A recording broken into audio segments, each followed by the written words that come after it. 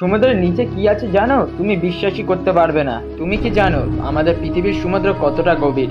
যদি তুমি এখন একদম নিচে নামতে চাও তাহলে কত দূর নামতে পারবে জানো? প্রথমে তুমি দেখবে সূর্যের আলো এখনো জলের ভিতর ঝলমল করছে। এটা হলো সানলাইট জোন, যেখানে মাছ আর কচ্ছপ কোরালগুলো রঙিন করে রাখে পৃথিবীকে।